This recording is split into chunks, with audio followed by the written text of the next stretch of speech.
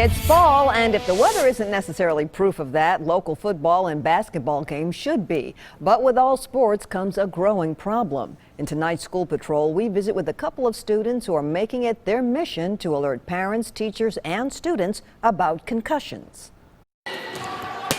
We want to play our sport. It's pepper time. We love the sport of volleyball. For Station Camp High School's volleyball team. It's something you have to be aware of so you can keep playing the sport. And even though the season's over, So this is a question for everybody. I want to know how you would react to this scenario. the learning is not. It's the district championship and your team is in the finals. You knock heads with another player and your head starts to hurt and you get blurry vision and you feel nauseous. Clara Tracy What would you do? and Shelby Cage We know that concussions are hard to deal with as an athlete. are on a mission. We both had two and understand the want to get back in your sport immediately. As part of a school project called Broken Heads, Broken Hearts, We would like to start by having you take this short quiz. the young ladies have started a push Freshman year, I also had a concussion. to warn student athletes about the dangers of concussion. I fell and the ball hit me right here in the head. I still have a knot, had a black eye, and I also had a concussion. Both Shelby and Clara have had 2 concussions. Caused by a bump, blow, or jolt to the head that causes your brain to move rapidly inside your skull, which creates chemical reactions within your brain. Most people are just like, I always thought concussion's just me hitting my head. The ladies are hoping to open some minds about how a simple fall This is Cody Leahy. can be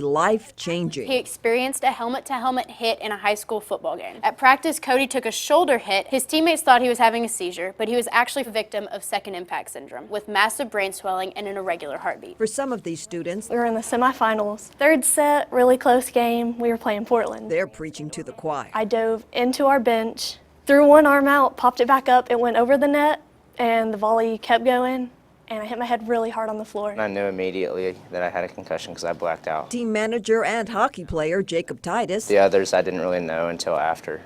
Went to the doctor and they told me. has had several concussions. You don't really think you have a concussion because you play the rest of the game. I was laying there, and my coach yelled at me to get back up. It went over the net. Later on, you'll get like a headache or something. I didn't know what was going on. It didn't happen right away, so you don't really think about it that much. After the game was over, I looked at my parents, said something's not right. Especially if you're like a star player, like the star athlete on the team. Like a lot of coaches are just like, you're fine, like blow it off. But I believe athletes really need to listen to their body, and their body was telling you what to do. People think concussions have to be like someone collides with someone diving out for a ball and hitting your head. Your brain's moving inside your skull. Like it's gonna make contact with it. It's gonna twist. It's gonna turn. Just because it's a minor blow, it doesn't mean it's not serious and it shouldn't be taken seriously.